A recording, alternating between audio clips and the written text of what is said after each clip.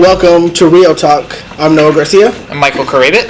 And I'm your guest, Danielle Sidis. And today we're talking about another event in America's history that will be remembered as a terrible thing, the Sunday night Las Vegas shootings. With us we have a native Las Vegan. That's correct. To give a little background information about me, I grew up in Las Vegas. I went to high school there. My family still lives there. I have a lot of friends out there who are directly affected by this. It is tragic to me to see the different people who are, having different opinions, because I can assure you that in Las Vegas there is no differing opinion right now. Everyone in Las Vegas sees this as an act of terrorism, and they expect to see changes being made in terms of the laws that we have. That's the thing, though. It hasn't changed. At the bottom line, if they really wanted to make a change, we would have started making more gun law regulations, at least banning automatic weapons, or even having more background checks on people, because in Las Vegas it's a lot easier to go buy guns and not get a background check, right?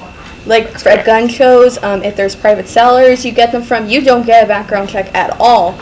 And it's really saddened because it feels like we don't care anymore. We look at the event of Sandy Hook where 20 children died, and there hasn't really been that big of a change. It keeps getting bigger, these acts of violence. I agree.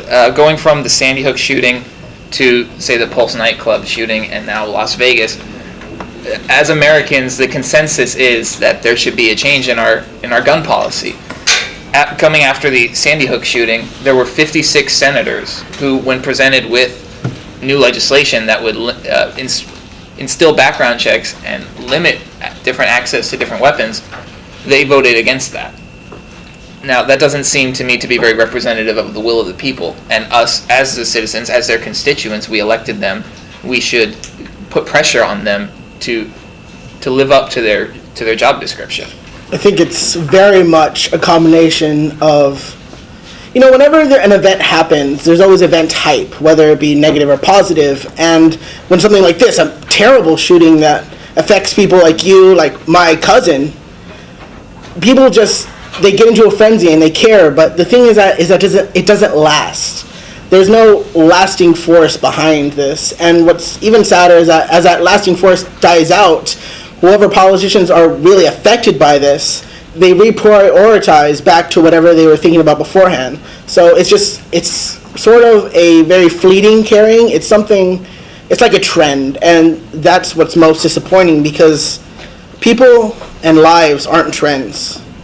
They are everlasting, they're rebuilding, and when people decide to take policies over human beings, then I'm just really disappointed. That's why I feel really confident in the city of Las Vegas and the people in Nevada, because it is such a high population area. There are many cities in the Las Vegas Valley which have a lot of people who are directly affected by the events of Sunday night. And that's why I don't think that with something like this that it's just going to leave their consciousness. For example, the senators who have been organizing new legislation since Sandy Hook are still the ones that are pushing for that. And now that we have a larger populace who are in favor of this, coming from one of the most frequently visited cities in the world, year after year, people who are going to be visiting Las Vegas are going to know that that's what happened there. Even though it's not the reason they're going, obviously. But there will forever be the sense that that's what Las Vegas has become.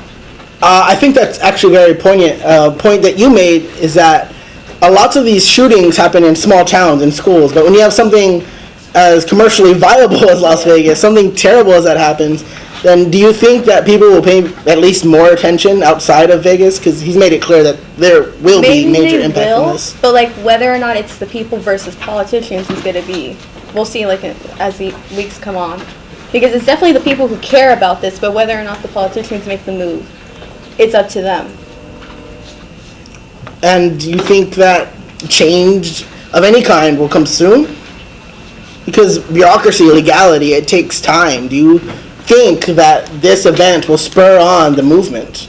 I think you are correct in saying that if it goes on too long, where we don't have any progress, where we don't make any real difference legally, then you're right. I think it will kind of fall by the wayside, and we'll move on to what we consider to be more pressing issues.